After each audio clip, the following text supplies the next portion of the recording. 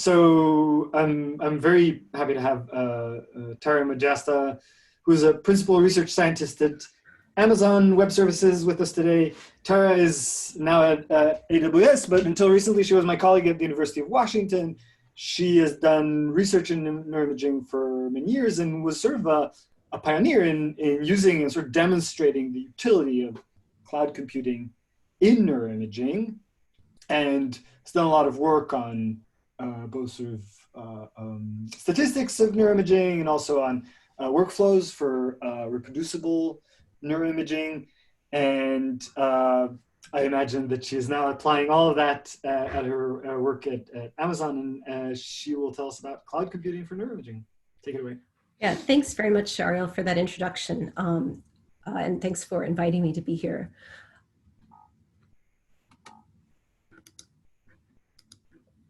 I'm going to talk a little bit about how you can motivate, how you can use the cloud for neuroimaging.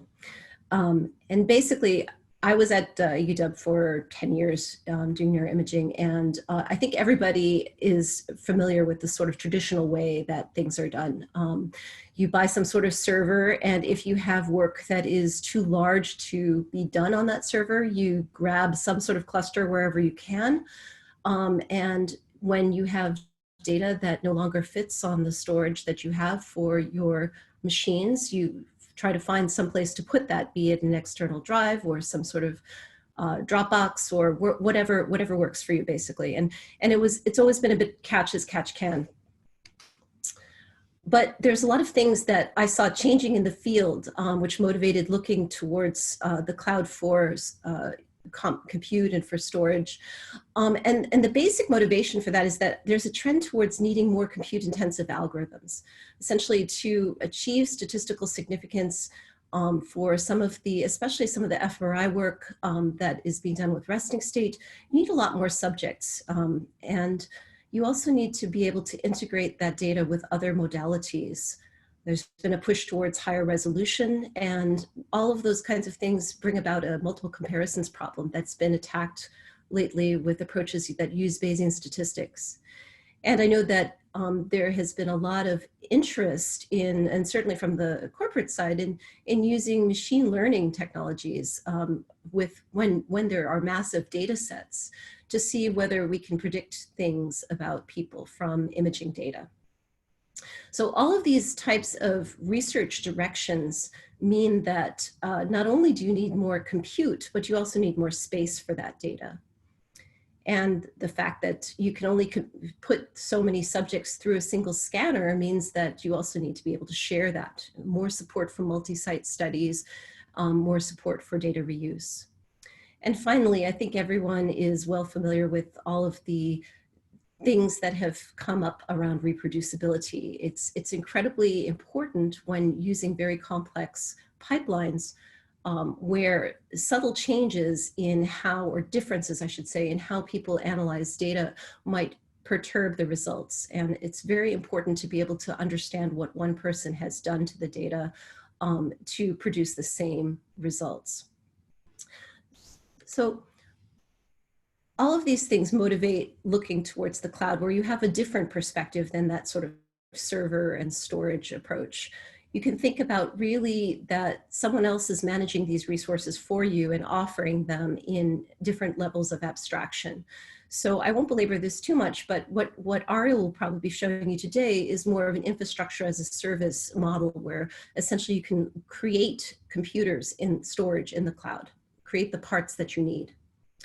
Platform as a service, I won't belabor this at all, but it's just basically an interim phase where you're structuring infrastructure in a certain way to make it easier to put up some sort of software on top of that. So for Amazon, you know, an example of that is automating creating a web server, for example, with Elastic Beanstalk. So there's some services like that. And then the last is just going fully software as a service, where you're trying to, say, for example, offer an entire pipeline as a service, and you execute that in the cloud. You don't care what it's running on, it's just being done there. And I'm sort of more of a fan of pushing down towards the infrastructure as a service so that you have control over what's going on. That said, it requires some tooling to make that possible. And I'll talk about that today. The main motivation that I've been thinking about especially since I moved to AWS, is what cloud infrastructure really enables for researchers. And these are 4 of the things that I think are the most important. Number 1 is that you have elasticity in the computing structure that you have. That means it can scale, it can be smaller, it can be large. So when you do need to burst to do large scale analyses, you have the capability of doing that rather easily. Data, I mentioned, is a huge problem, and you have the ability to store, query, and organize data sets that span institutions very easily on cloud because of the scalability of the architecture. And then another thing that I think is very important, and I'll talk about today a bunch, is using code to create and share computing infrastructure. Maybe not even just at the infrastructure level, but doing it at the workflow level. And security is its own entire topic. I will not talk about that today. That could take hours. But the nice thing, of course, is that all of this can be done securely. So talk about elasticity first. And this is what I imagine a lab that is cloud-based rather than physically based might look like, a neuroimaging research environment. What I would imagine is that you have different clusters for different types of applications. And just to throw out some things that people might be familiar with, a CPU cluster for FreeSurfer. I spent more than my share of time running FreeSurfer on clusters. And so having something that is CPU powerful, that can run that well is useful. But GPUs accelerate a lot of things, probabilistic fiber tracking, for example, also machine learning. So you might want a cluster of machines to accelerate that type of application. The point being that different applications require different sorts of things, and so you could think about running those. And then of course you have sort of the workhorses, Jupyter Notebook, RStudio for analyses. So you might have machines that you want to run those things. You know, even Windows applications and so forth for writing things up and doing your PowerPoint. All of these would interact with your data, essentially, that would be stored in some sort of, I call it a data lake. The terminology means that it's queryable, essentially. And so, which has been lacking in a lot of data. Typically we put things in file organization where we give, you know, each directory has a name, and the pathway consists of a lot of metadata that tells you about the subject, for example, that's in it. And if you're using something like BIDS format, you also have associated JSON files that give even more metadata that it cannot be easily described in the directory structure. But all of this metadata, essentially, can be combined with the various data files that we have about the subjects, Excel files, CSV files, and things of that nature, and queried. And that can be incredibly helpful when, for example, looking at already accessed data to see what subjects might meet certain criteria, to do meta-analytic studies or exploratory work, or even just to make it easier to work with the data that you're collecting for your study. And when data are organized this way, it's easy to share that with other labs as well. So basically, and I think those people who know me will laugh at this, it's you get a cluster, everyone gets a cluster, and that is what the cloud enables, and that is an incredibly powerful thing. The only way that works, though, is that everyone can have a cluster only if the clusters can sort of scale to be bigger or smaller depending on needs. Otherwise, you'd be sitting and paying for a lot of resources in the cloud that you don't need. So compute clusters that are created in the cloud are generally elastic. So there'll be a small size for testing. When you need to crunch data because you're doing your final runs for an abstract, they would be large. And when you leave on vacation, they can shut down entirely. And then they can go away absolutely completely if you just store the data essentially to, and then Amazon has S3 object store that you'll probably be talking about today. And then you don't need actually any compute at all. So this is really difficult to envision in the AWS console because there's a lot of infrastructure that needs to be built to support such a lab. So for example, you have to be an expert on how you create machines, how you handle security groups to allow people to access things, how you control the users, let alone then thinking about how you set a budget and how you track that and set up monitors to let you know when you're coming close to the edge, or that your students are coming close to the edge if you're supervising people. And tracking these resources can be very, very difficult. So what I see happening is that less and less are we thinking about researchers actually just digging into the console, as you're probably going to do today, and using that mode of operation for your research. So this screen that I'm showing you is a screenshot of a project called Ronin, which is a partner solution that we've been working together with this company for 3 years now, to develop out a platform for what researchers need that can enable them to create the kind of environment that I was just describing recently. And what you can see here is that you can obtain a dashboard where for each project, you can set a budget and you can monitor how many machines you have. It allows you to create machines, clusters to different specifications, basically giving all of the flexibility that a researcher might want to enable that power that I described, the power of having the storage that you need, the power of having the compute that you need, but also maintaining the security and the budgeting that you need to operate within a university environment where there is an IT department that is overseeing what's going on and trying to make sure that people aren't breaking into compute resources and taking data that they shouldn't, for example. So this is something that we've been working on a lot and are distributing in North America right now in partnership with the company. So that is what can enable you to run a research lab of the future. One of the very powerful things about cloud infrastructure is that you can also use code to create and share the computing infrastructure. This infrastructure as code idea, this is a Bash example. And if you're unfamiliar with Bash, don't worry about that. It's not very important. But the key thing only about this is that it's a simple example showing commands that you can use from the command line to create the machines that you want.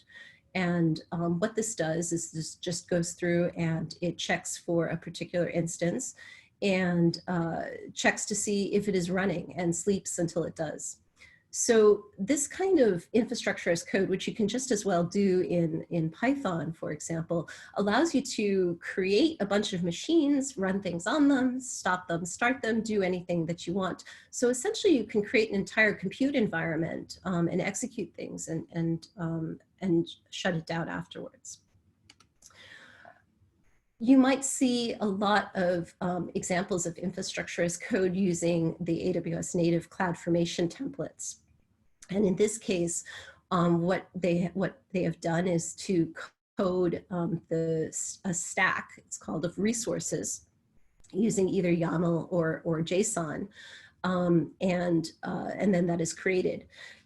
The resources are provisioned, and the useful thing about CloudFormation template, rather than writing this all out, for example, all of the resources that you might want to create, just as I showed in Bash or in Python, is that sometimes you have a failure of something. I mean, it could be even as simple as a bug that has nothing to do with the code, or just some sort of anomaly of power outage or whatever, which happens very, very rarely. But still, the thing is that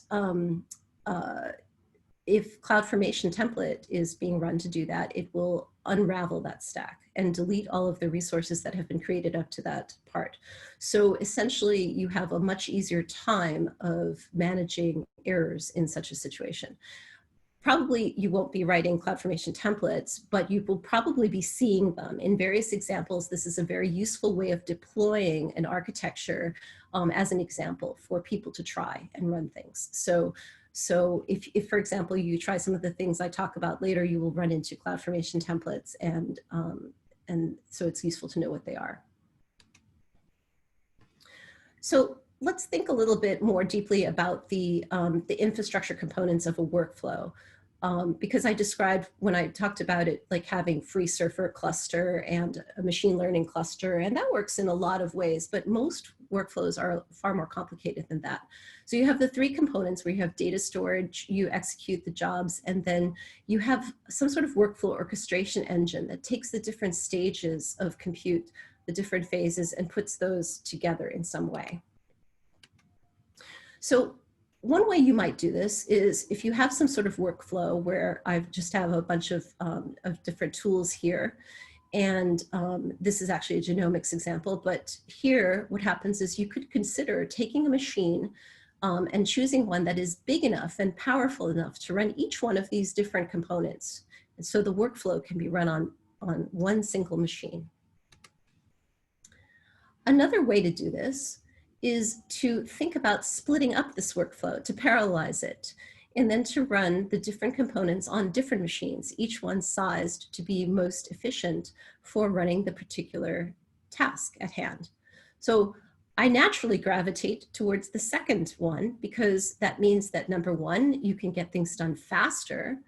That was always the case with clusters in the past.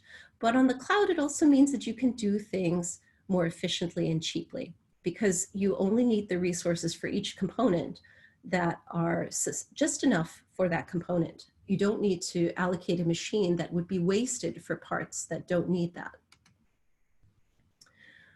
So the basic processing pattern of a workflow, most generally, is that you have some data that's in an S3 bucket, and you stage those inputs to the compute nodes where they're put on faster file storage. Amazon S3 is object storage. And so what that means is that it doesn't conform to the POSIX standards for all of the file operations that you're used to. To operate on it with any of the programs that we typically use, you need to have a POSIX file system, and that is what EBS gives you. That's like the file system that would be on your disk.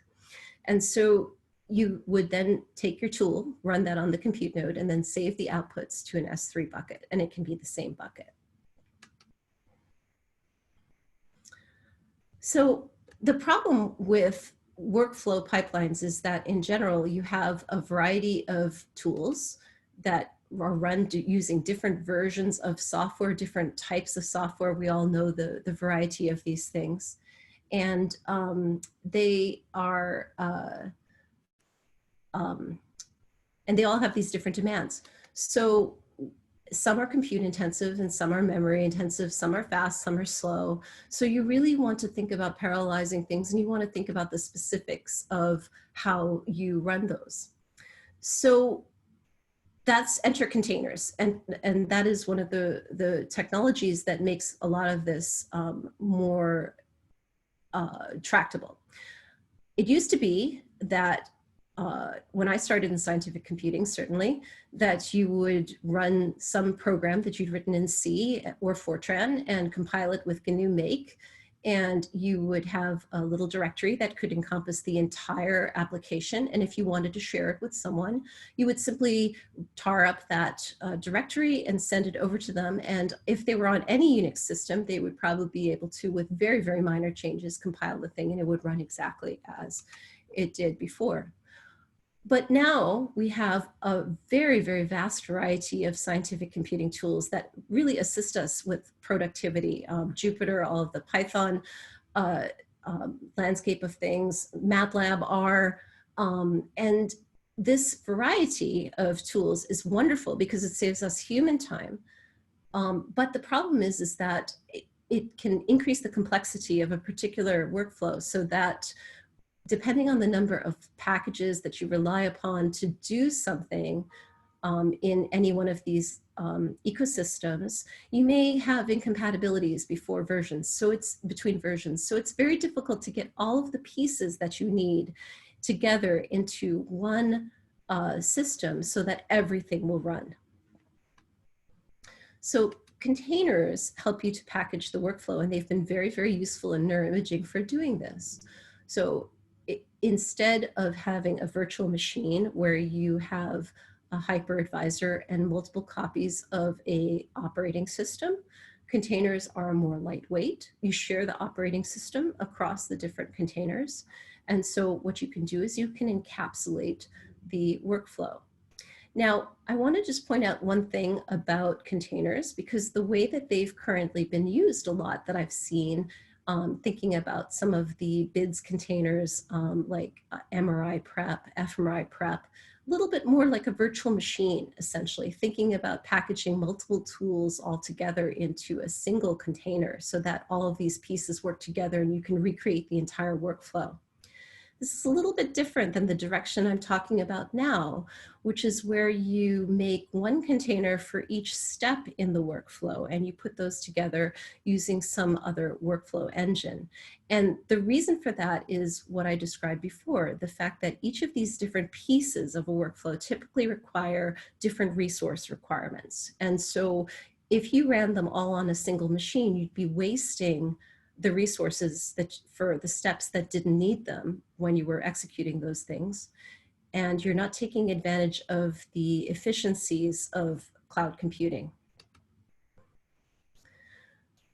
I'm very, very much glossing over this. These are not the only two choices for workflow orchestration. There's just two that I have some experience with. I've done a lot of work looking at, can you make for neuroimaging workflow, following the work that had been done on genomics with make. It's still very, very popular in genomics workflows, which are about 10 years ahead of us in some sense. And the pros of that are that 44 years of experience means there's just no bugs. The cons are that the syntax is pretty arcane. It was developed 44 years ago, so it doesn't look like some of the modern languages I talk about. And it's not very great for applications with complex inputs and outputs like many of the modern neuroimaging applications or even genomics applications where you could have conditional kinds of outputs, directories of things, a lot of files that are created. The NightPipe, you heard about that yesterday, and many of you are probably familiar with that. And that is a great option because it is all Python.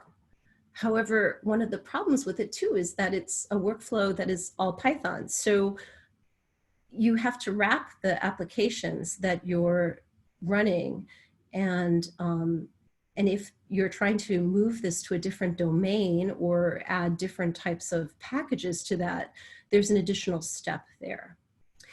And in both of these cases, one of the questions that comes up is, how can you use containers in this? So, because these have really come up as a very important way to encapsulate parts of the workflow.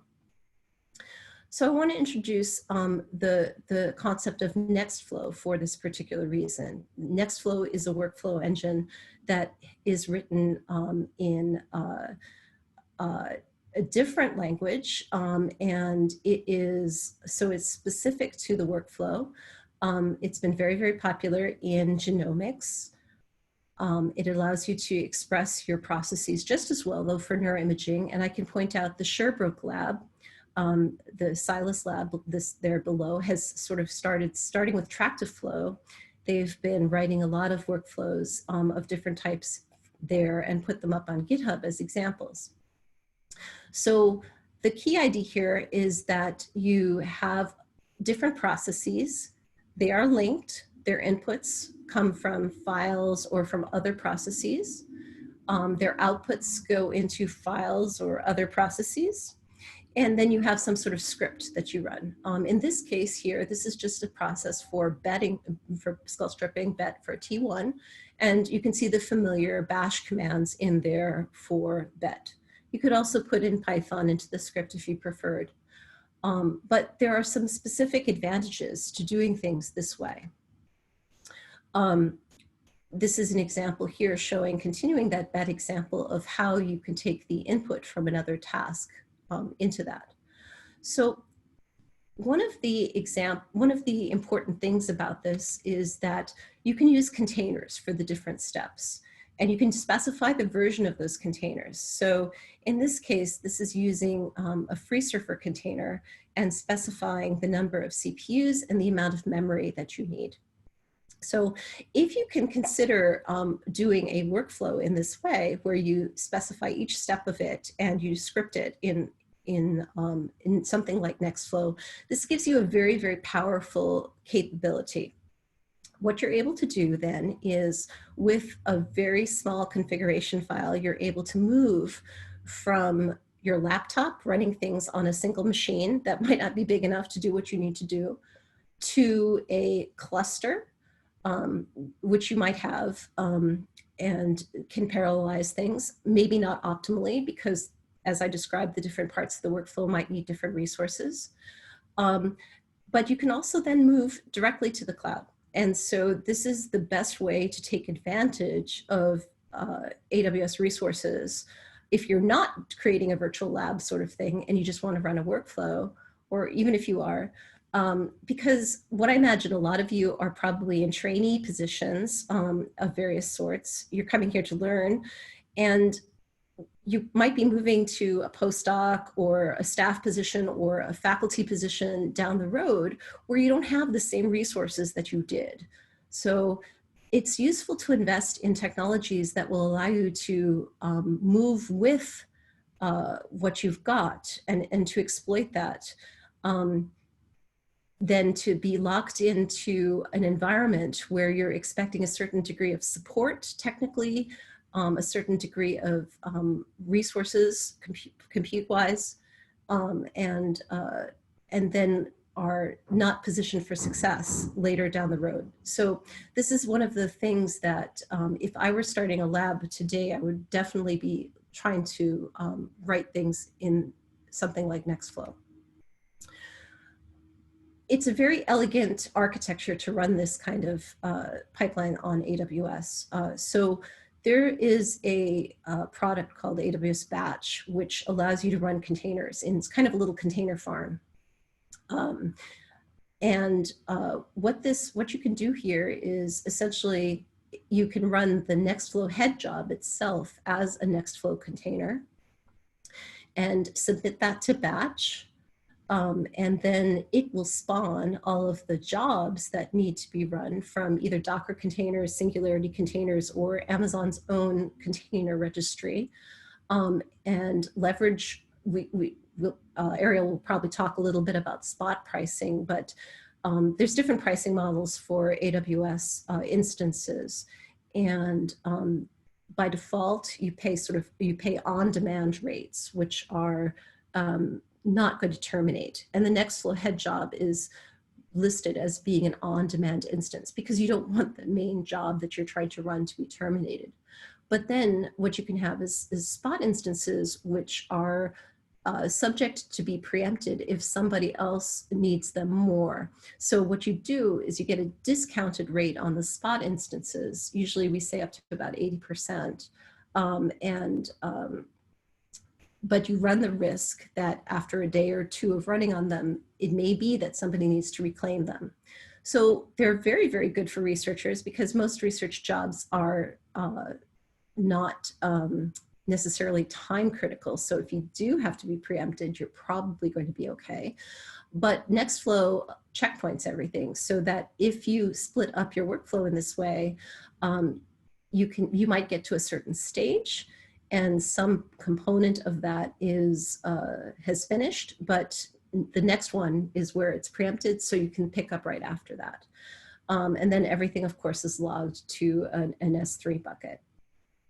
So I put down at the bottom, I'm actually doing a workshop for high performance computing this week, tomorrow, as part of the PERC conference series. But the reason I put this link down there, the www.aws-perc, is that it's got a workshop on Nextflow on AWS, which is geared a lot towards Nextflow and showing you how to do that. It does rely upon to make it easier, it relies upon some software that is downloaded for the purpose of that conference, but it's a place to start if you're interested in looking at the nitty-gritty of how an architecture like this is created, or if you want to see how you can install Nextflow or things of that sort.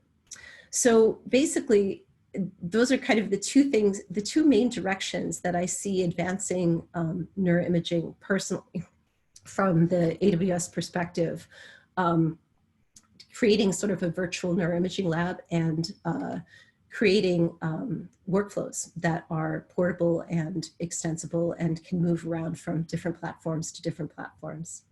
So that is what I'd prepared to talk about. I can take questions. Ariel can just launch on with the tutorial, whatever you would like. So are there any questions? Thank you so much, Tara.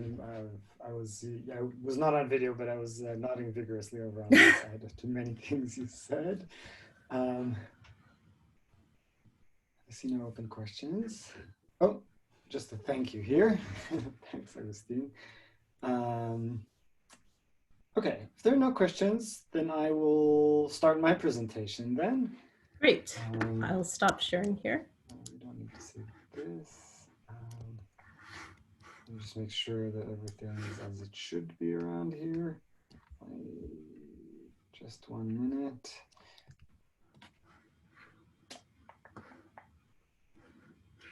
Okay. Slides. So my plan is I have a few slides that I'd like to show you, and then from those slides I'll go out to demonstrating various things that that Tara talked about. So there'll be a little bit of tie-in, and I'll sort of reiterate some of the things that Tara said as well. So first I'll sort of give you my own personal perspective on what this cloud thing is again, and a little bit about maybe why we would want to do this cloud thing, and have a different perspective from Tara. So maybe you'll believe me more, so I don't have a conflict of interest because I don't work for one of the cloud vendors. Instead, I'm a client, a customer of these big companies that produce and give us these services. And I have the perspective that I think this is a really important thing for us to consider, and I'll tell you a little bit about why I think. But what is this cloud thing again? So it can be a lot of different things, and I think this slide that Tara had about infrastructure, platform, and software as a service is really important to keep in mind, that it can be many different things. And in fact, you are already doing cloud computing. In that many of the things that you do probably in your day-to-day life are cloud computing, but also in this course, for example, the Jupyter Hub that we set up is running on cloud infrastructure. It's actually not running on Amazon, it's running on the Google Cloud platform. But in there, we set up infrastructure and we set up platforms. There are certain platforms that help us set this up. And you're in there doing compute, so you are doing cloud computing. In a sense, every time you're activating a computer that you can't physically touch, or that you couldn't possibly touch, even if you had, the key to the right basement on your campus, you're doing cloud computing. So when you're doing email with something like Gmail, you're doing cloud computing. When you're using Dropbox, you are using cloud computing because your folders and files go into some place in your computer. From there, they're copied to somewhere else, to a computer that you can't touch, and stored there. So they're stored in some infrastructure. Dropbox, incidentally, is sort of an interesting case because over the years, they went from one of the big cloud vendors, I believe it was Amazon Web Services, and built their own infrastructure and moved away, which was an interesting and curious kind of thing. But their expertise, what they do is store files, so they had to develop the technology for that. And for many of us, we don't want to develop the technology to store data. Another way to think about the cloud is that it's computers that you can rent. You can rent them and then you can bring them back. Another way to think about the cloud is that it's a set of technologies of the sort that Tara talked about, but also a set of practices. From the point of view of a user, it imposes a certain set of practices about how you organize your day-to-day work.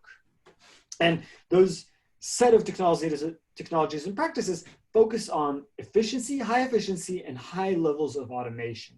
And that's because you need to declare the infrastructure that you'll need. You need to declare the tasks that you'll want to do. So everything is automated for you. That can be really powerful. That can make you much more efficient. And things like reproducibility come along with that, with the automation. So let's talk a little bit again about the merits of the cloud. The advantages of renting computers from a vendor is the scalability and elasticity that Tara already mentioned. One more thing that I'll mention is they upgrade quite often. So whenever there's new hardware that comes in, you have access to that hardware pretty quickly. Whereas maybe if you're buying computers for your lab, you might buy computers for your lab once every 5 years. And by the time you're buying new computers, the old computers are already pretty old and outdated. And then there's a dizzying array of services, really a lot of different services that do a lot of different things. And some of those things are things that you don't necessarily care about, that serve other kinds of customers. But some of them are really relevant for you. So looking around and seeing, oh, I'm doing, I don't know, I want to do machine learning. And the big cloud vendors, all of them now have services that will automatically do machine learning for you. You can, with a few button clicks, you can run certain kinds of machine learning analysis on your data without ever having to write code, which is kind of an interesting thing. But there are a dizzying array of services, like I said, many services that do many different things. And I'll talk more later about particular services that I find that we might find useful for neuroimaging.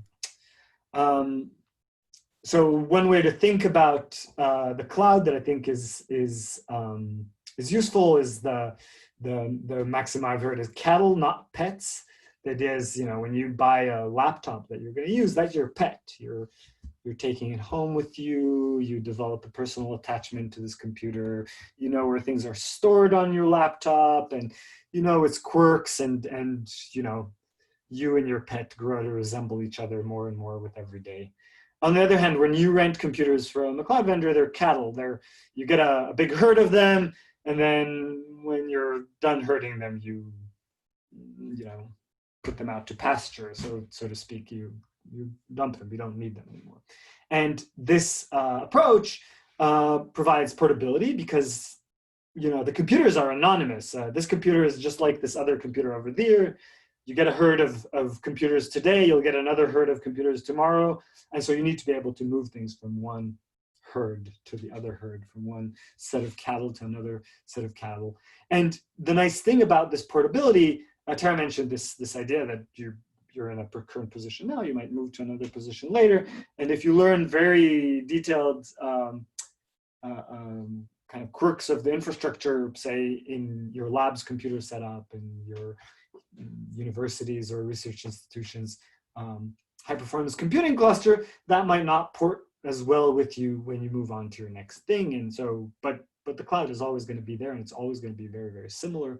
And so you can port that. And then the nice thing about that is that you can give it to somebody else. I can give scripts that I write for the cloud to somebody else, and they can run them. It gives you very high levels of verifiability. So that promotes reproducibility, and that has to do with the fact that the configuration has to be explicit. It has to be declarative. This system that Tara referred to, a service from Amazon Web Services called CloudFormation, is all about declaring what is the infrastructure that you need, the stack of stuff that you need. So everything's very explicit. And that promotes reproducibility, promotes verifiability, transparency in what you've been doing and how. Okay, so I've told you a lot about why it's great, but there are issues actually that we need to talk about. The first that people often worry about is cost of doing cloud computing. And indeed, still computing in the cloud can be an expensive endeavor. There are certain things on the cloud that are going to cost you more than they would in hardware that you buy on-prem. For example, I'll give an example that I think is illustrative, is that storage in what's called warm storage in S3, in the simple storage service on Amazon Web Services and similar services in other vendors.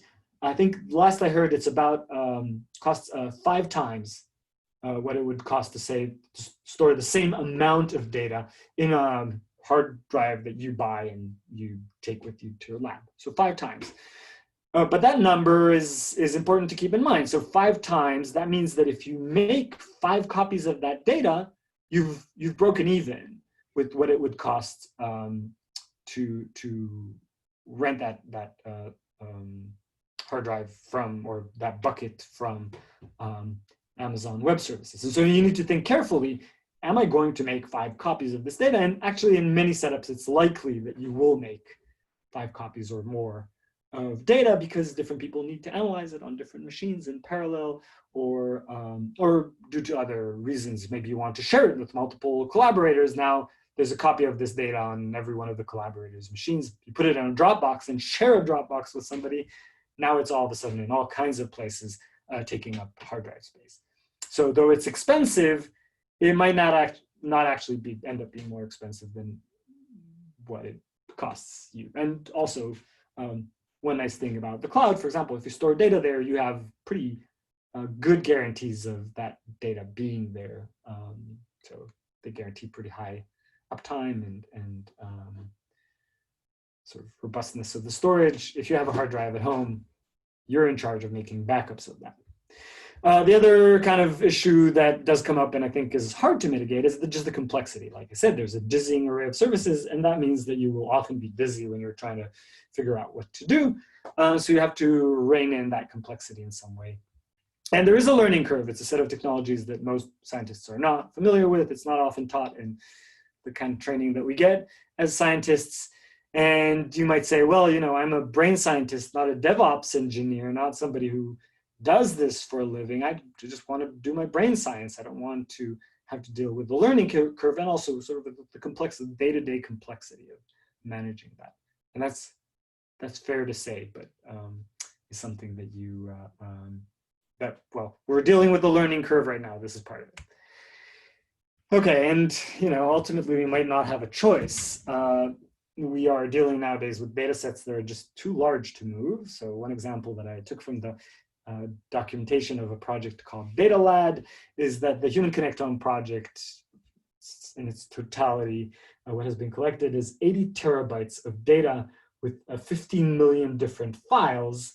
And you know, it's unlikely that you will want to buy hard drive storage for all that. So what we need to do is we need to bring the compute to the data. What does that mean? It means many of the things that Tara talked about, but it primarily means that because you can't move the data around, I can't copy the entire HCP into my laptop and do all the analysis that I want to do on the entire data set here. I'll need to bring my compute, my programs to the data. Other kinds of things that are starting to arise as issues there where we just don't have a choice except to go to the cloud is new kinds of hardware. So some things where you want to do use GPU, you might be able to buy a GPU, a graphical processing unit, and install it inside your hardware. But in certain cases, there is hardware that you just don't have access to. So Google has developed what's called a tensor processing unit. It's an optimized chip for doing deep learning kinds of machine learning, and that you can't buy a TPU, you'll have to get that from them. And I put quantum computing down there because I think it's interesting to think about that there will be other paradigms of computing coming down the line. I believe that Amazon already has a service that emulates quantum computing in anticipation of the fact that one day we will have a quantum computer that you will be able to go to and run whatever scientific code that runs on quantum computers that don't quite exist yet.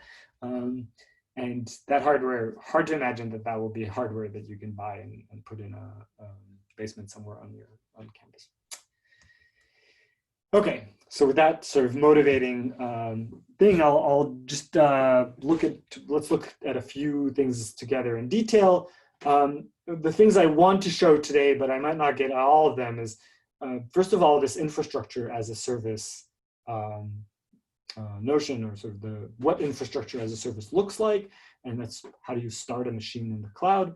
The other thing I'd like to show, and we'll do that's on our hub, is how you get neuroimaging data from the cloud into a machine that you're running stuff on, and what that feels and looks like. And that's sort of the ingestion step that Tara showed in her this staging, what you called staging step that Tara showed in some of the diagrams that she showed. Then I'd like to talk briefly about a software project that we developed to help process data in the cloud at scale.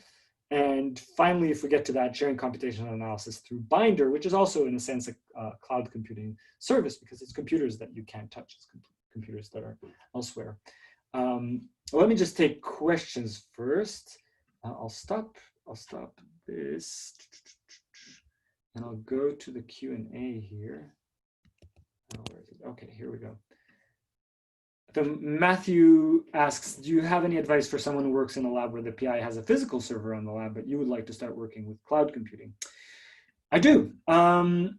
So one thing, if you're interested in exploring this as a skill that you'd like to develop, one good thing that you could, and let's say that your PI is saying that, so first of all, you might ask your PI and say, hey, I'd like to spend $500 on cloud computing. With $500, you can do a lot. And $500, I don't know, when I was doing MRI scans, I haven't done MRI experiments, $500 was like half an hour of an MRI scan. So if you're in a lab that does a lot of MRI, you can always just compare everything you're trying to buy to MRI scans, and everything looks cheap next to MRI scans. So, you know, $500 to do some cloud computing might not seem like a lot.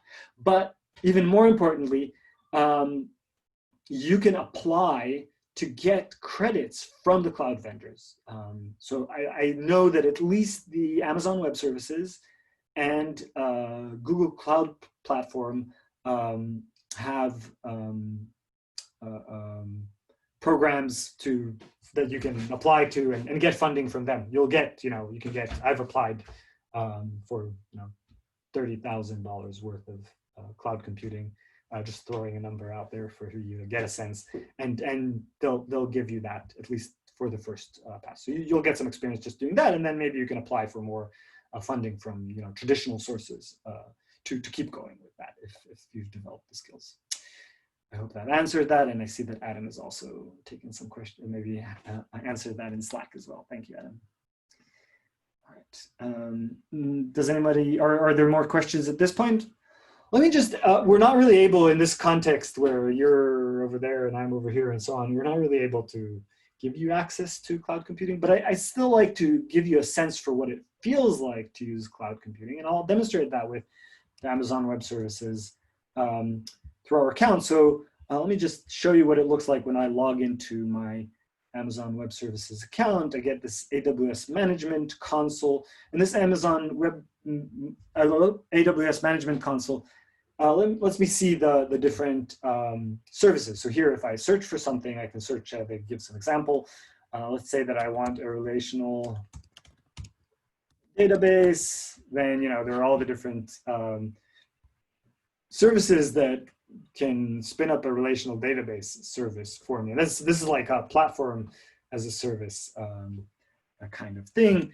But the core kind of building blocks of AWS that I use and are used a lot are basically these two services, and Tara mentioned them. S3 stands for Simple Storage Service and is these buckets of object storage. And then EC2 is Elastic Cloud Compute that has the CPUs and hard drives that can run computation. So let me just walk you through what EC2 looks and feels like. I click on that, and that brings me into this console. I look and see, oh, we have a running instance in here. Somebody from my group is running some stuff. I can go in here and see what that is. I see that somebody's running a pretty big machine here, and I can even see, get a sense for what they're running by looking maybe at some details about this. Oh, I see that somebody's running some automated fiber quantification on a data set called pre-K, and yeah, we have some pretty big demands here, so it's 64 gigs. That gives me a sense for what's going on here, and that's all great. If I click here, I can launch an instance of my own, and so I go into this interface. It asks me what kind of operating system I would like to have. I can choose from a variety of different so-called AMIs, which are Amazon Machine Images. For example, there's an AMI that already has installed a lot of deep learning software in it, but I would like instead, I don't know, what do I want here? Maybe I'll take this deep learning AMI and I'll demonstrate with that because that's fun. And the next question I might be asked is, well, what kind of machine do you want? And each machine, so there's, again, there's a dizzying array of different hardware that you can get here. Some of them you can see are general purpose machines. Some of them are optimized for compute. There are GPU instances. So in this case, if I'm doing deep learning, maybe I'll choose one of these GPU instances. Well, there's lots of these machines. And what you need to look at is primarily what kind is this? Is it general purpose, or and how many CPUs and what kind of memory you're getting with that? Maybe I'll use this T2 Micro, which is a tiny machine. It has 1 CPU and 1 GB of RAM.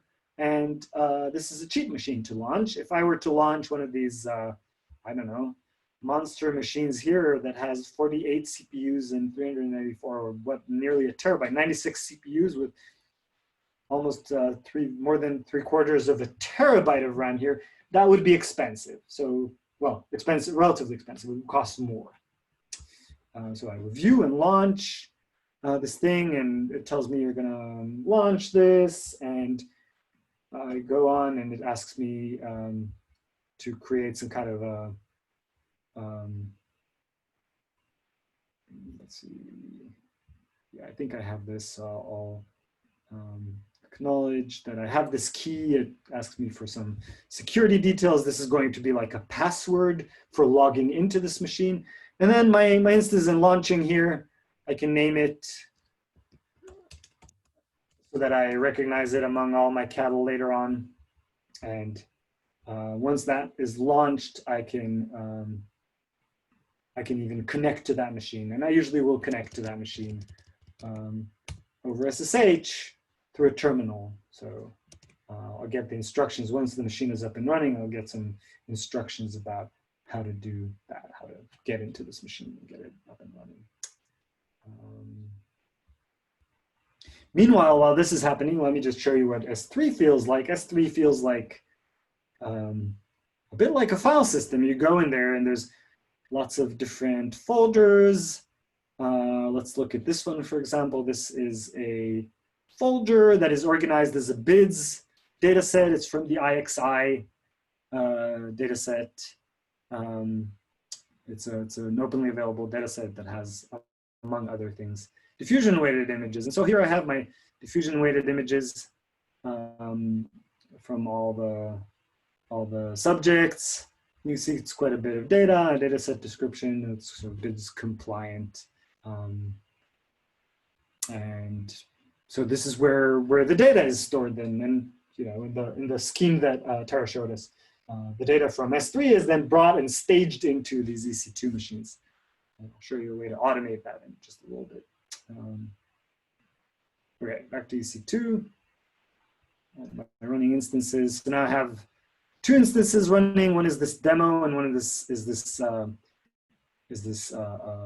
cattle from I think it's John probably running this cattle from John's herd that is running some processing for us. And I can click connect, and that gives me instructions for how I would connect. For example, it tells me how to what SSH command I would run locally on my machine to connect to that. So I'll bring up a terminal and I'll CD into my SSH keys folder and then run this thing. It asks me to confirm that I want to run in this machine. And then here I am inside this machine. So this window here, this SSH terminal that you're seeing right here, is now inside of this machine on the cloud and has already some stuff installed into it. It has Python, Anaconda Python in there. I can run pip install nebabel, ipython, dipy, and before too long, it'll go and install using the Python package manager, all of these things. This is taking a little bit. I don't know why, but we'll go and install that. And okay, it's got a lot of these things already. Beautiful. And then if I can get data into it, I'll show you in just a second how I get data into this machine. And here I am in IPython.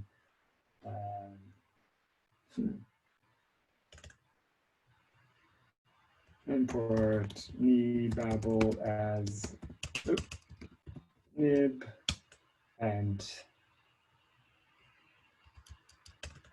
everything's taking a little bit long on this machine. And then I'm off to the races. I can do whatever I want here.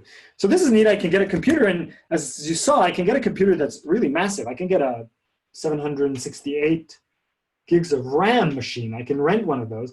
I mean, try to find on your university campus a machine that has 768 gigs of RAM to do some computing on, that's very hard to do. But if I have something that I'm trying to do and requires that much RAM and would take me, I don't know, a day or two to do, get that machine from the Amazon Web Services, log into it physically, like log into it like I'm doing now, well, not physically, but through SSH, log into it now, like I'm doing now, and do what I need to do in there from the terminal. And that's one way to do things. Exit. So now I'm back in my machine. I could close this. Importantly, whenever you do any of these things, it's very important to go back and turn this off. So cloud computing is a little bit like a utility, like maybe water or gas in your stove. As long as it's turned on, you're paying for it. So for as long as I don't turn this machine off, I am paying for, well, my budget for cloud computing is paying for this machine to run. And so it's very important to make sure that whenever you don't need these machines anymore, you terminate them. And I should say, when I did that termination, this is irreversible. I cannot get back. If I had saved something on that machine and installed some software, it's all gone. So you need to be clever about both staging your data in and unstaging the data back into S3, which is something that Tara showed. So that's the look and feel of sort of infrastructure as a service. The next thing I'd like to talk about is how you read neuroimaging data in the cloud. So once you have some infrastructure or some machine, how do you get data into that machine? And for that, I will turn to the hub. Before I do that, let me just check and see if there are any questions. I don't see any open questions right now, and I'll just go ahead and assume that that means that there are no questions at this point, or that all of the questions have been answered either here or through Slack or through some other mechanism. And I'll go on to the hub to show you a little bit about reading data from the cloud and why that's a good thing to do and what might be useful about that.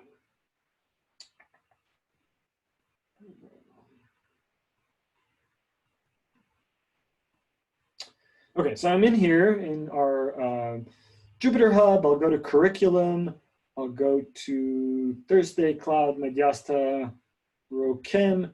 And in this, there's a notebook called Reading Data from the Cloud, I think it's called, or something of the sort. I don't know what the end is. I'll close this. This, by the way, gives me a little bit more space here because this takes up some space. So I'll just can move and see reading data from the cloud. Yes, and now I can move that and close that so that I get a little bit more space here. Okay, so what am I going to do here? Well, I'm going to read some data from the cloud, and you might be asking yourself at this point, well, I don't have any data in the cloud. Why, how would I haven't put anything in S3 myself, so where would I read data from? And the good news is that there is already a lot of data that you can access, and a lot of this data is probably interesting to you in your research, and if you're interested in doing some hacking tomorrow on some data, this is also an opportunity to tell you there is already data in the cloud that you can get to. So we'll demonstrate that here. Like I said, one of the major use cases for cloud is large-scale computing, right? We want to do something, and the data set is very, very large, and we have to move the compute to the data. One sort of case is what I call brain observatories. Brain observatories are these centralized data collection efforts like the Human Connectome Project or the Allen Brain Institute here in Seattle that collects a lot of data and makes that data available to the community. We call them brain observatories, an analogy to space observatories, to what the astronomers do. Astronomers have, not every astronomer has their own telescope. Instead, astronomers typically get data from community resources or sort of large projects that collect massive amounts of data from very large instruments, telescopes. And you can think of the brain observatories as being similar. They have these large scale data collection operations that provide them the data to the community. And one of the really, I think, revolutions in brain observatory usage is the fact that the cloud providers have realized, and out of, I think, being sort of good stewards of computing, have provided some of this data on their platforms for us. So there's what's called the Open Data Program on the Amazon Web Services.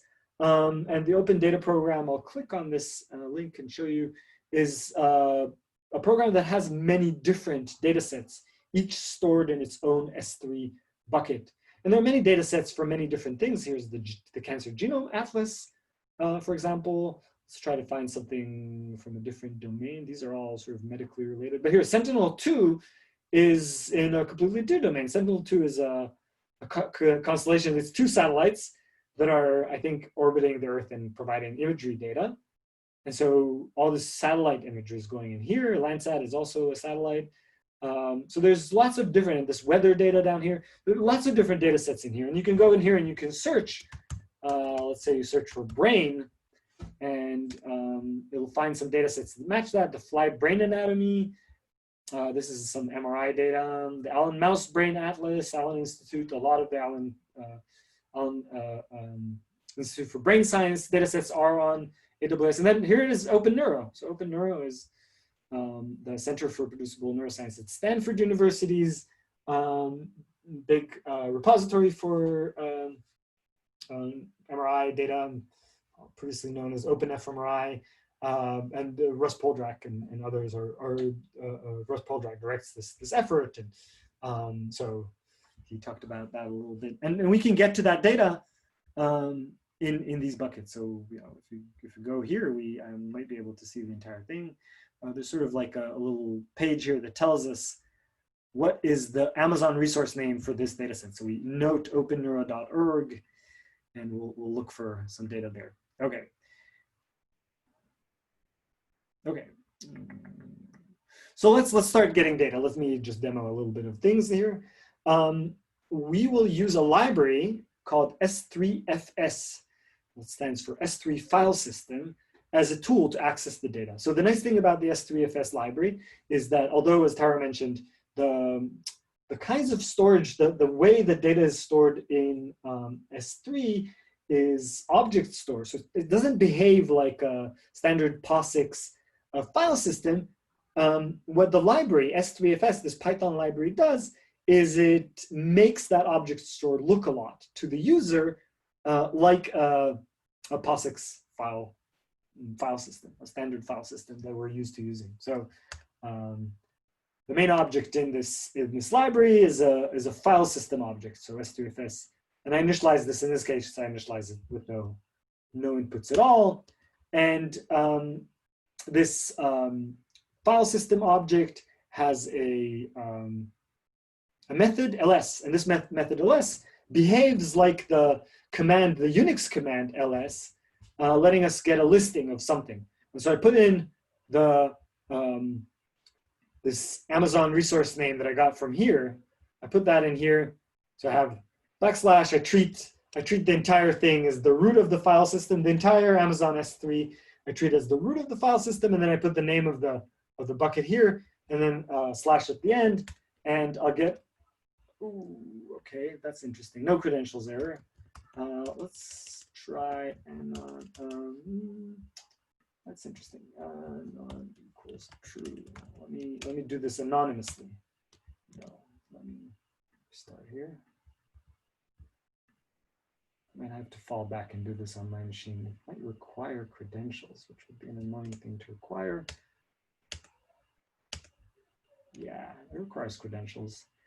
Okay, what I will do is I will fall back on demoing on my own machine, and then we'll try to fix this credential issue for all of you later on so that you can play around with that. I apologize for that.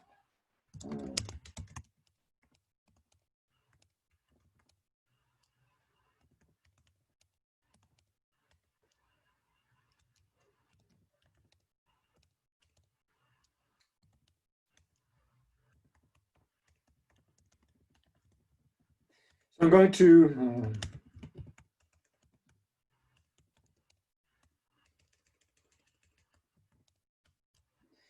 to start a notebook on my own machine. I apologize about this. Jupyter notebook. And that's because debugging this credentials issue is probably going to be longer than I was hoping for. You'll see that my notebook has some funny, quirky color scheme, ignoring that, let's look at the code. So I import S3FS, I create a file system object, and now I get the listing. I have credentials set up on my machine already. We'll set up something so that you have some dummy credentials on the hub so that you could play around with that later on. But for now, I'll demonstrate on my machine. So inside of this bucket, there are 408 items. And those are the 408 data sets that are currently stored in OpenNeuro. So OpenNeuro has lots of MRI data, a lot of fMRI, mostly fMRI data, but a lot of different kinds of MRI data. And each one is a data set by itself. And you can go to the openneuro.org website to also search among the data sets. So if, for example, you're interested in pain, you search for pain and find all the different data sets that have to do with pain. And as you go here, you can note the data set number for this one. So this is the data set number for the OpenNeuro accession number. And if you wanted to analyze this data set, you might note that and maybe copy it in here. So let me do that. Let me use this one instead of the one that I originally intended to do, because why not? So looking at the first, this is looking at the first 10 items, but I should be able to then drill deeper into this bucket to get the files that exist inside of openneuro.org, DS002596, which is this pain-related data set. And these are the files that exist in there. So I see this is a BIDS data set. It's organized as BIDS, and I can, you know, I know what to do with the BIDS data set. And for example, there's a README file here. I can, maybe I can look into what's in that README file. Maybe I'm interested in, first of all, just knowing what's in this README file. The file system object that I created before has an open method. And that allows me to open this file here on my machine. Remember, that file is on S3, but I'm sort of behind the scenes, I'm going to let S3FS stage this file for me here and open it, read the file, decode the file because it's read as bytes, so it needs to be decoded and cast into a string, and then print that string. And here is this, oh, I'm reading the wrong one. Let me read the right one instead. So I want to read the README for this one. Oops. OpenNeuro Curator node. This dataset was previously accessible as DS002036. The dataset was repopulated due to privacy consideration. Okay. So this README just contains some information about issues that existed with this previous dataset. Let me nonetheless look into and see what's inside of, for example, the folder for the first subject for this dataset. And I see that there's an anatomy folder and a functional folder. Let's look into the anatomy folder for this data set for this subject. And you see that there's a T1 weighted metadata file, JSON file, and a nifty file called the sub01 T1 weighted nii.gz. Maybe I want to look at this data. So let me, again, I'm replacing this with what I had there before. I had the very first data set, but now I'm going to try to get the data for this one subject, just the T1 weighted anatomical data for this one subject. The file system object has a get method. This get method gets as input or as parameters, it gets remote file system location in the S3 bucket, and a local file system location here on the file system that this machine is running. So remember, this is on my laptop, but if you were running this in the hub, this would be inside of the hub, maybe inside of an EC2 instance or inside of wherever this is running. So what I'm doing here is I'm staging this piece of data from its location in S3 into a location on the machine that I'm currently running this on. And so this takes a little while because the data has to go from the cloud bucket through my wireless and to my laptop and onto my hard drive. This would work much faster, of course, if you were running this inside of the Amazon EC2 machine, because those are, in some cases, right next to each other. Okay, and so you see that I have this file here, and I can import nebabble and maybe read this data. And here is a slice from the middle of the brain from this data. And here I have the data as a NumPy array in my machine. I can keep on doing whatever I want to do. So this is how you read data, and I've included in this notebook also other, in addition to OpenNeuron, links to other sources of data that exist on Amazon Web Services Open Data Program. But again, if you go into that infrastructure as a service side, you can upload your data there and set it up so that you can copy it. I will caution one of the other things I should have mentioned in objections to the cloud is issues of privacy and security, that you need to make sure that the way that the cloud is set up for you complies with whatever requirements your IRB and other legal considerations and compliance issues exist for you with respect to the data that you've collected. So yeah, your mileage may vary. But this is actually not different from other compliance issues, right? The machines that you store your data on in your lab are also network connected and also have to be secured. So it's not like it's a completely different issue. There are other issues on the cloud to consider about that, but in some sense, there's a symmetry. Okay, let's see. What questions do people have at this point? I'll take it. The lack of questions is due to the remarkable clarity of delivering this material, rather than to the fact that you're all sleeping in your respective, at your respective laptops or computers, or that you've abandoned me altogether. And I will just spend a few more minutes on one more thing, I think, and then I'll stop. I might not have time for this Binder piece here, but Binder has tons of really great documentation, and it's cloud computing, so you should go and do that. What I will talk about is a project that Adam Ritchie-Halford created and worked on together with me, and that we use in my group on a daily basis, called Cloudnaut, that allows you to scale your existing Python code in the AWS cloud. And so the service that we're using, our platform as a service platform that we're using is the AWS batch service that Tara mentioned before. And batch is excellent in that you don't need to deal with the low-level infrastructure anymore. You don't need to start machines on EC2 in order to get many, many machines running even very, very large jobs. You could instead, batch dynamically provisions the resources based on requirements of jobs that you submit. This looks a little bit like high-performance computing resources you might have on campus, where there's a queue that you submit jobs into, and those get picked up and run on a big cluster of machines. So you get something that feels a lot like cluster computing on a high-performance compute cluster, except it scales elastically up and down depending on your needed resources. And for scientists, this is excellent. You can run hundreds of thousands or even more jobs in parallel. For neuroimaging in particular, the standard use case that we have for this is that for a lot of our analysis, we do the analysis subject by subject before we ever combine data across subjects. And we can do this in parallel across all our subjects, separately doing each job on each subject.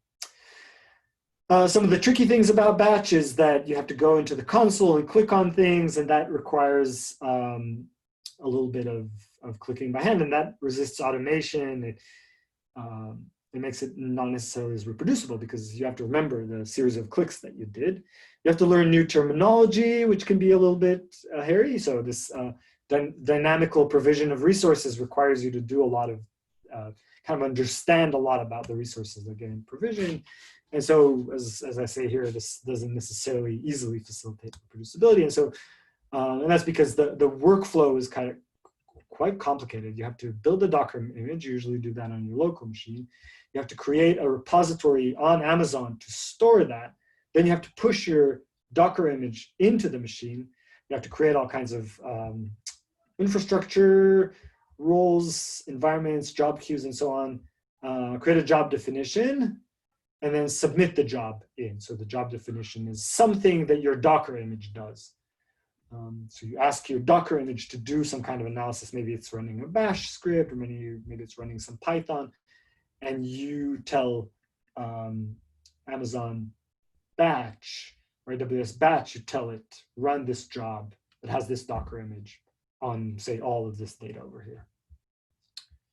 And then you submit the jobs, you wait, and wait for the data to show up on S3. Okay, let me see, there's a question here. Let me stop.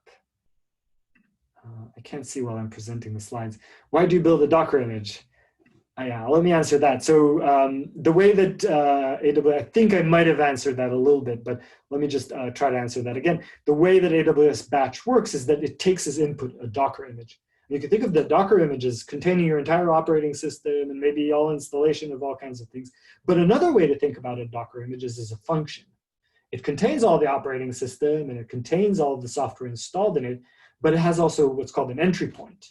And the entry point may be a bash script or a Python function that runs in the Docker image. So whenever you run the Docker image, it does one thing. It runs that script, runs that command that is the entry point. And so the way that we build Docker images for AWS batch is we build them with an entry point that is a command. And that command might take an input. For example, it might take, if you're looking at a big data set and every folder in your data set is a different subject, one of these BIDS data sets, every input is you might want to run on every one of your subjects. Your input will be the subject identifier, for example. We do that. That's kind of the standard thing that we do is we run on BIDS data sets and we take the subject identifiers input for our Docker image. I hope I've answered that. Do you have any comment about using the same processing pipeline in different cloud providers? Let me punt on that one and try to get back to that later.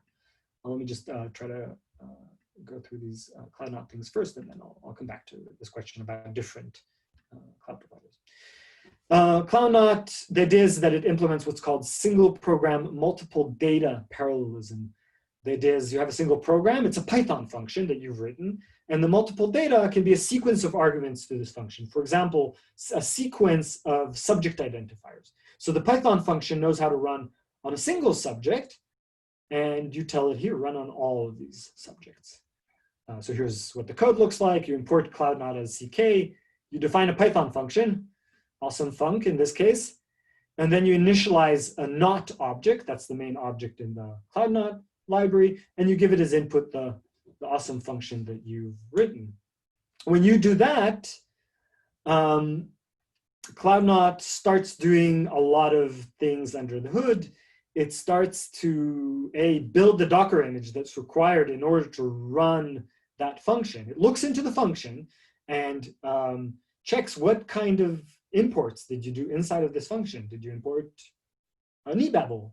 Did you import DyPy? Or in that case, I'll install both of these things into your Docker image and installs all those things and creates a Docker image that has your function as its entry point. And it also sends commands to Amazon to provision things. It sends the Dockerized UDF here stands for user-defined function. That's your function. It sends that to Amazon ECR. And it also at the same time creates resources using CloudFormation, using this declarative system for declaring your resources to AWS batch to create all the things that AWS batch needs. And AWS batch in turn will start up your machines on EC2 when it needs to on the Elastic Cloud Compute. It will start the machines for you. So this is your single program side of things. And then once you're ready to call the command, once you're ready to send in your arguments, these arguments may be a list of subject identifiers, you map those arguments onto the not that has been initialized. And when that happens, this distributes this input into Amazon S3, and then each one of these EC2 machines can get its input from S3, do whatever computation it needs from that, and then it sends output back to Amazon S3, and then you can collect the outputs for that. That's this multiple data idea right here. Okay, I think that was the end of my presentation. So I'm thinking what I will show you, I'll show you one example that we have in the documentation. Again, unfortunately, it's going to be very hard for us to let you run CloudNaut stuff on our hub, both because we can't really give you AWS credentials to run this, but also because we don't have Docker on the hub. So, and this requires Docker. I'll just show you a simple example that we have in the documentation, what this looks and feels like when you do some cloud analysis. And my calendar noticed that, or sorry, my dictionary noticed that Stanford is mentioned here. Yes, that's right. Because the data is stored in Stanford's data repository. So here's my function. So I import CloudNode at the top, and I'm going to read some data from the Stanford data repository. That's the Fusion MRI data. And this function here calculates FA. And the input to this function is a subject identifier. And there are 6 subjects in this data repository, so we'll run it on 6 different subjects. The first part that happens up here is because this is stored in a data repository that is not in AWS, it's not in S3, we need to download the file from that. And this whole code here is all about downloading the file. We download the file and we store it inside of our machine. So everything up here is all about getting the file from this data repository into the machine, staging into the machine. After this, we use a project called AFQ that we've written to calculate FA. This under the hood uses the diffusion imaging in Python, DiPy project to calculate this. And then it uploads, so it creates an FA in a file and uploads this FA into a bucket, and also returns the FA back to the user, such that when I call the not, so here I'm creating the not, I'm doing some advanced configuration here. I'm telling it to install something from GitHub. I'm telling it that I want a specific base image, so I can use a Docker image as a base image for the image that I'm creating. And I want this to have as the input the function that I created up here. Calculate FA will be my input function. And I also want it to be able to access Amazon S3 so that it can write at the end, it can write the outputs to S3. Here's what the execution of this command looks like. So I give it a string of arguments, the names of the subjects, and then looking into the jobs, I see that 6 jobs have been launched. I can view the jobs. I can see when they've succeeded or whether they've failed to execute. And while they're running, if I call this not.view jobs, I'll see that it's still pending, that it's still executing.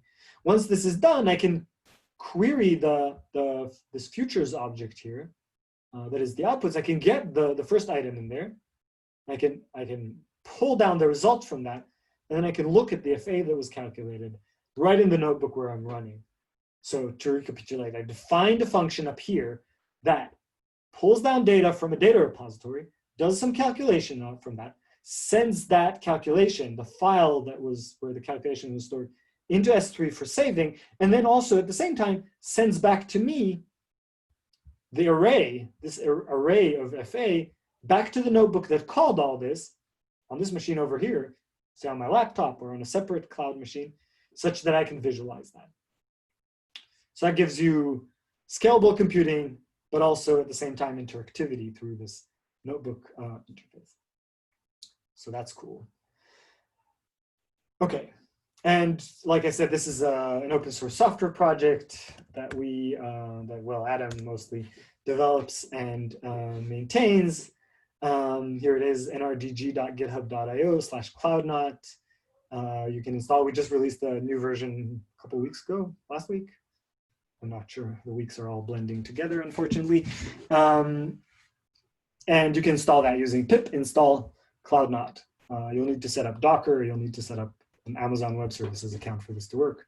But the software itself, and here's on the front page, a very simple example usage of this. Okay, what questions do people have at this point?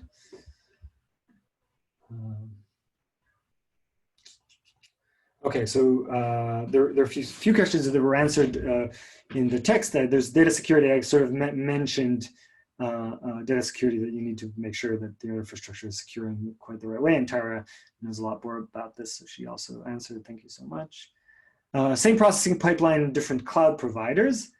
Tara says Ariel might have additional ideas, but I think any containerized workflow can be easily ported, and I agree with that. One of the merits of using these containerized workflows is that Docker is kind of like a common standard that is used across the different cloud vendors, at least for now. Let's hope that they don't break that, because that would be painful. And yes, you can port this across. One thing that I will note, however, is that one of the main considerations when thinking about where to run your jobs is to ask, where is the data that you're interested in? If you're interested in a public data set, right now, Amazon Web Services is your best choice, because Amazon Web Services stores a lot of public data sets that are of interest to us. If other cloud vendors want us to come and do more compute on their platforms, they should store some really great data sets, maybe duplicate some of the data sets that are stored on AWS so that we can choose among the cloud vendors. It's complicated to move data from one cloud vendor to the other, and it can be very expensive. The moving itself. Okay, anonymous attendee says this was so helpful. I am very happy to hear that.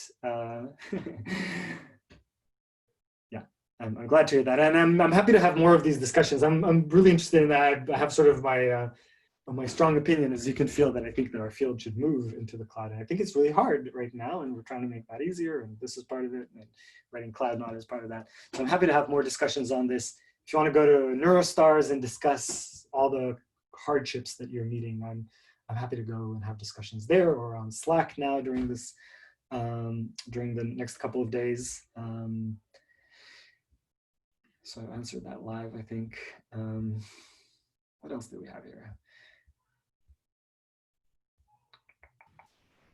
Can I, okay, can I just jump in with the about the person whose lab is planning to move? If they haven't gotten in touch with me at AWS, please make them. So because that would be the most help that one could get in doing so. So from AWS. So because I'm the one. Yeah, I mean, thank you. The cloud vendors are really interested in engaging with us and being helpful. We are not necessarily always their typical use case. So finding somebody like Tara at AWS who understands what you're doing is invaluable. And also at some research institutions, there is sort of a local representative or somebody at AWS who's designated to AWS, and the other cloud providers as well, who's designated to talk to. So talk to them. Absolutely. There's often sort of cultural differences, just because people who work in the cloud vendors usually don't come from a background similar to ours. Some of them do, but not always. But Tara comes, from our field, so she understands that. So talking to her is super. Good. Yeah. One of the so somebody's saying that their PI has been in contact with you already. Okay. Good. Yeah. One of the things that is difficult with AWS, I can say, is that it's a very large and distributed organization, and so finding the right expertise happens a lot by word of mouth within the company. So kind of useful to know someone who's doing what you're interested in. Anyway, thanks, Ariel. Yeah. Another person is asking, are there any resources for researchers to explore data processing pipelines on AWS, and I'll add, or other cloud vendors, using publicly available data? So sort of idiosyncratically, I'll just say that my group, we have several GitHub repositories that have sort of our cloud-knotted processing pipelines up there. I'll post sort of to the Slack, maybe I'll post to the Slack channel just a couple of links to things we've been doing with sort of pipelines. Some of them are NightPipe-ish, more or less NightPipe-ish, so they're sort of more like pipelines. We haven't been really that great. I think one of the compelling pictures in Tara's presentation was this picture about the pipeline where each task knows which resource it should get and uses it in parallel. We haven't really been very good about that yet. I think a good resource is probably this pipeline Tractaflow that Maxime de Coteau's lab at Sherbrooke has written specifically for diffusion MRI analysis, that is a full-fledged sort of pipeline in Nextflow and plugs into things that Tara mentioned about Nextflow. Do you have any other inputs to that? Oh, you're muted in case you're. Oh. Yeah, sorry. I don't know of a lot of resources. I know that I am working to try to do that because I think that it's really critically important that we have really good examples of multiple things.